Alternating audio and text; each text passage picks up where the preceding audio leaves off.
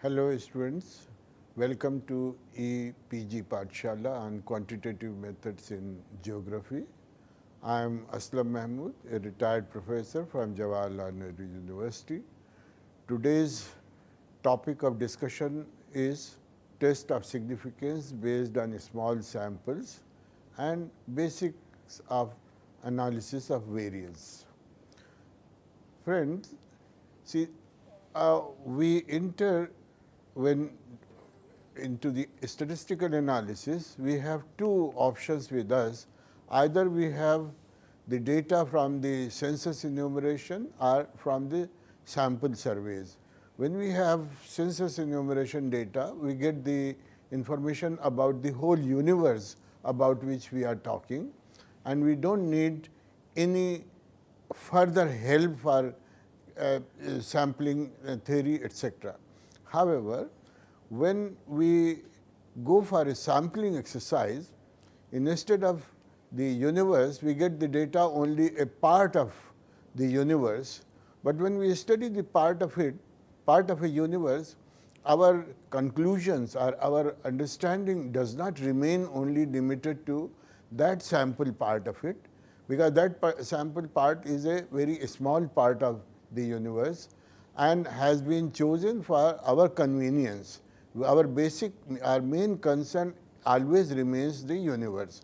Therefore, we have to learn how to draw inferences from sample to the universe. The moment we enter into the exercise of drawing inferences from sample to universe, we have to take the help of various tools and techniques in statistical theory.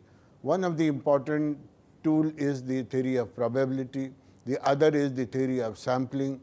In the theory of sampling also, we know that a sampling distribution of mean of large sample of size, say n is equal to or greater than 30, drawn from any universe with known mean, that is m, and a known standard deviation, is found to be normally distributed with mean equal to the value of the universe mean and the standard error as standard deviation divided by under root n, as described in earlier module on the test of significance based on large samples.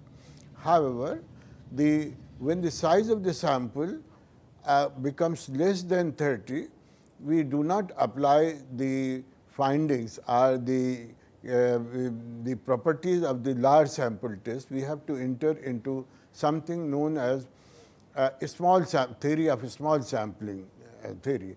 We know that sampling distribution of mean will be normal if the size of the sample will not be normal if the size is less than 30.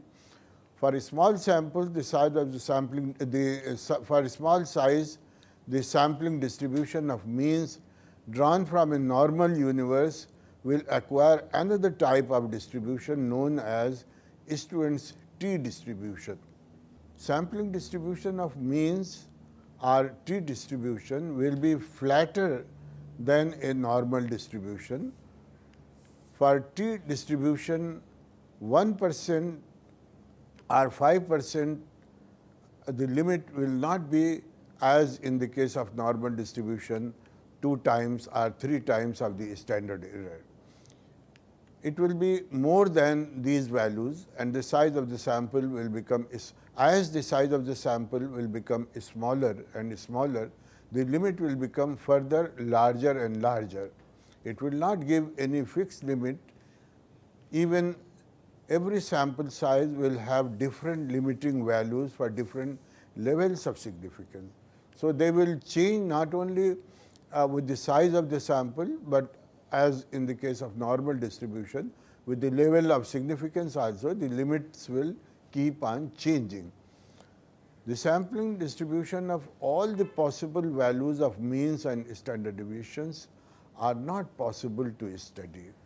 William S. G. Gauss, the noted statistician, has standardized them by taking the ratio of the difference between the sample and population mean to its standard error.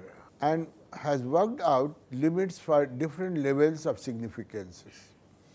These values have been tabulated for different values of the size of n minus 1, known as degrees of freedom, where n is the size of the sample. Since then, the ratio of the difference between sample mean and universe mean is to its standard error is being to test whether a given sample mean can correspond to a universe mean or not. The test is known as student's t-test. The test is named after Gauss, the noted statistician. After him, as he used to write under the pen name of student. These values have also been published in statistical tables for biological and medical research, edited by R. A. Fisher and F. Yates, popularly known as Fisher and Yates table. These tables are available in appendix of almost every book on statistics. With the increase in the sample size, the sampling distribution of mean will keep on approaching to be normal, and for degrees of freedom equal to or more than 30, the sampling distribution of mean converges to normal distribution. Now, student t-test has two different approaches. One is for one sample test and the other is meant for two sample tests. We will discuss first when we have only one sample. If a small sample of size less than 30 is drawn from a normally distributed universe, remember here that the universe from where the sample is drawn is to be normally distributed in the case of t distribution. In the case of large sample, there was no restriction on the nature of the distribution of the universe, but in the case of a small sample, the universe from where the sample is drawn has to be normally distributed with a given mean m and standard deviation as sigma. The sampling distribution of the ratio t, which is modulus value of difference between sample mean and the population mean divided by the standard error, standard deviation divided by under root n, which is the standard error, will follow t distribution with n minus 1 degrees of freedom. Note that numerator of t is a modulus and the sign of two vertical lines, that is 1, 1, indicates a modulus value. In general, the standard deviation of the universe is not known, because if standard deviation is known, that means we know everything about the universe. So, it is not known. In such cases, we estimate it from the standard deviation of the sample only and use a slightly different formula given below, which is t is equal to the difference between the sample and the population mean divided by sigma upon under root n minus 1. Earlier, when in place of standard deviation, we know the population standard deviation, we use the sign under root n. But here, if it is not known, we replace it by the sample standard deviation and divide it by under root n minus 1, where sigma is the standard deviation of the sample. Using the above mentioned properties of t distribution, we can test whether a sample mean m could have a population universe mean m or not. We make a null hypothesis denoted by H0 that a given sample mean m can have a proposed universe mean capital M, and test it against an alternative hypothesis denoted by H1, that is, the sample mean m, small m, does not suggest that the universe mean could be capital M. More precisely, it can be written as given below. Null hypothesis, modulus value of capital M minus small m is equal to 0. as against the alternative hypothesis, modulus value of m minus capital M minus small m is not equal to m. The null hypothesis would be that modulus of capital M minus small m is equal to 0. That is, m is equal to m, capital M is equal to small m, as against the alternative hypothesis, that is, modulus of capital M minus small m is not equal to 0. That is, capital M is not equal to small m. Under the null hypothesis, the calculated value of t statistics will be as shown here. If the given sample meets the proposition of the null hypothesis, calculated value of t should be less than or equal to the tabulated value of t at 5% or 1% level of significance for n minus 1 degrees of freedom.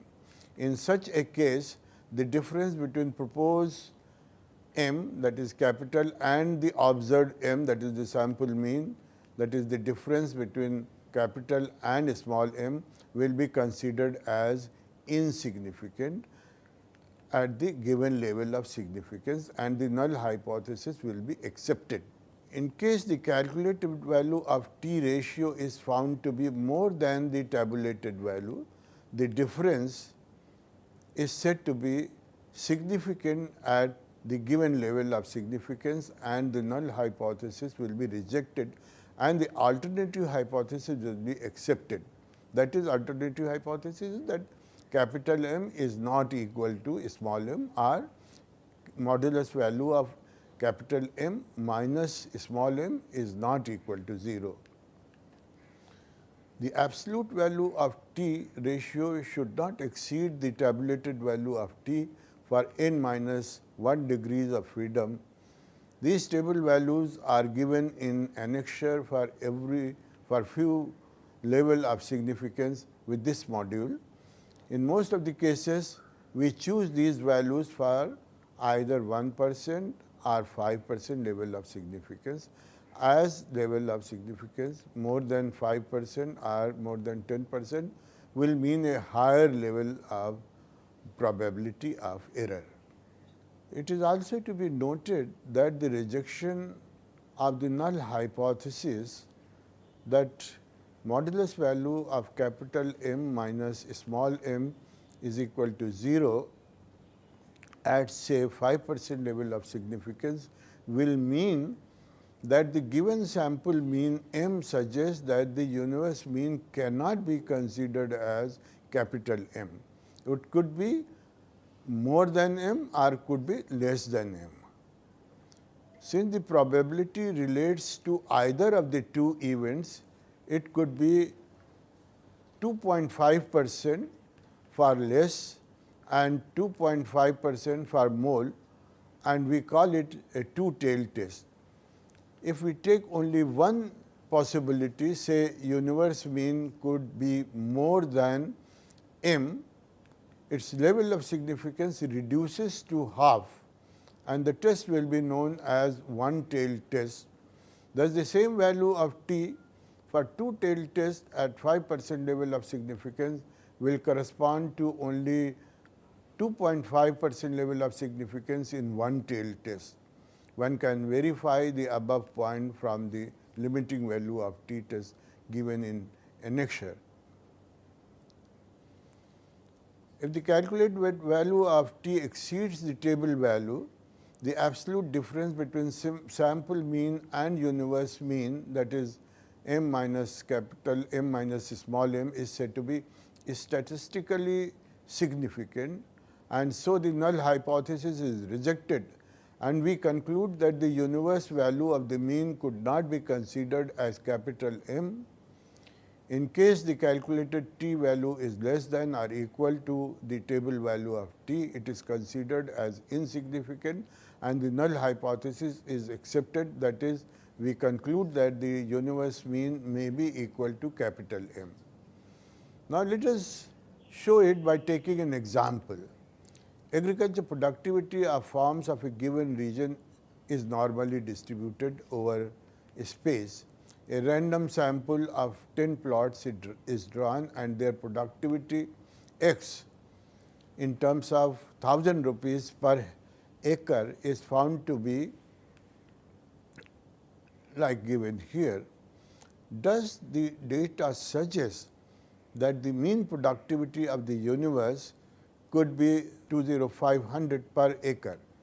In the present example, m is equal to, I have worked out the value of the mean, is found to be 20.5 thousand rupees, 20.5 thousand. The value of standard deviation is given, which can be is not given, which can be estimated from the sample as sigma. Sample mean m also will be worked out from the sample values as shown below. You see here in the table we have shown the calculation of computation of the sample value of the mean and sample value of the standard deviation. Sample value of mean is equal to 182 100 per acre, and sample standard deviation is found to be 581.5 divided by equal to 20.104. Now, the tabulated value or computed value of t would be the ratio of the population mean minus sample mean divided by sample standard deviation and divided by under root n minus 1, which comes out to be 2.862. The table value for t for 9 degrees of freedom. 9 degrees of freedom means n minus 1, n in this case is 10, 10 minus 1 is 9. The table value of t for 9 degrees of freedom is found to be 2.26 at 5% level of significance and 3.25 at 1% level of significance. Now, we see that our computed value is more than the 5% level value, tabulated value, but less than 1% level of value. So, we note that it is significant at 5% level of significance, but if we take 1% level of significance, it is not found to be significant. It is only significant at 5% level of significance. Explanation. Now, this when a given value is found to be significant at 1 and not significant at other level of significance, this can be explained in the context of the above example. The result of t test given above shows that the null hypothesis of the mean productivity of the region, the universe, could be 20500 per acre can be rejected with 5% probability of error only. That is, it is significant only at 5% level of significance. However, if we want to be more accurate, we have to accept the null. We should not reject the null hypothesis. We should accept it as it is not significant at 1% level of significance. It is insignificant. So, we accept it at 1%. That means, if we do not want more error, we should not go for rejecting the hypothesis. We should accept it, and we can, if we reject it only, we carry some amount of risk of error, that is the 5%. Now, here I have shown you how we can use a t-test when you have one sample, and against that one sample mean we have a population mean, a proposed population mean, and we see whether the difference between the sample mean and the population mean is significant or not. We may have two universe, two populations, and we draw two samples from each universe with the question in mind that whether the two universe have equal mean or not. So, in the above case, we had one universe which has normal distribution from where a sample was drawn. Another important situation in which t-test can be helpful is when we have two universes both normally distributed and have common variance. This common variance is something very important to know, that we have two universes which may differ in terms of their mean, but should not differ in terms of their variability, and they should have a common mean, common variance, whose mean values are not known. With the help of the sample means of the random samples drawn from each universe, we can test the null hypothesis whether their universe means are equal or not. Thus, if two small random samples of size n1 and n2 are drawn from two normally distributed universe, suppose R1 and R2 with equal mean M1 and M2. Here we are presuming that they have equal mean and common variance. The sampling distribution of absolute values of the two means, that is M1 minus M2, will follow the t distribution when the t ratio is given as shown here. Here t is equal to modulus of the difference of the two mean divided by s into under root 1 upon n1 plus 1 upon n2, where s is the common variance, common standard deviation, or common s square will be the common variance. With n1 plus, this statistics will be distributed as t distribution with n1 plus n2 minus 2 degrees of freedom. Also, S is the pooled estimate of the common variance of both the universe. If S is a common variance and a common standard deviation, and F is not known to us, we can also estimate it from the sample standard deviations, as was the case earlier also. From the two standard deviations, we work out a common standard deviation by pooling them, and we use the formula given here, that the pooled estimate of the common standard deviation is equal to standard deviation square, that is variance is equal to summation of the values of the first sample minus their mean and square all the values and add them, plus summation of all the values minus of the second sample minus their mean and square them, and we add all such square and add all such differences. The summation of the two such sums is divided by the common size of the sample n1 plus n2 minus 2. This will give you a pool estimate of S square, which is the common variance of the two samples. In two samples case, the null hypothesis would be that two universe mean capital M1 and capital M2 are equal. That is, M1 is equal to M2, against the alternative hypothesis that M1 is not equal to M2. The procedure of testing the significance of t would be almost same as was in the case of one sample given above.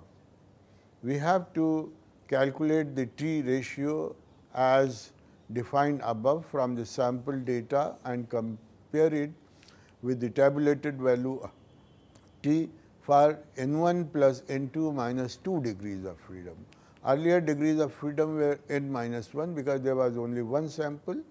Now, since there are two samples, it would be the summation of their number of observation minus 2. Now, before applying to t tests to two samples, we have to test the equality of the variance of two universe also from this sample variance with the help of F test. See, basic assumption to start with was that the two universe have equal variance. Now, the t-test will be applicable only when this assumption is true. Now, this assumption can also be tested by taking the two sample standard deviation or variances with the help of f-test. If S1 and S2 are two independent sample estimates of the variances of two normal populations, where S1 square is as shown here and S2 square is shown here, and we denote the larger value of S as S1 so that S1 is greater than S2, then under the null hypothesis that their population variance may be same, the f-test is the ratio of S2 and S1 square and S2 square will be used here, S1 square divided by S2 square, with degrees of freedom being n minus 1 comma n1 minus 1 comma n2 minus 1. F ratio gives a distribution which varies according to the numerator degrees of freedom n1 minus 1 and the denominator degrees of freedom, that is n2 minus 1, indicated in the parenthesis with f values like f values. The values of the f ratio are also given in appendix of almost every book on statistics. These values are borrowed from Fisher and Yates ratio tables referred above. Now, the whole thing, the two sample tests of significance, again we explain in further detail by taking an example.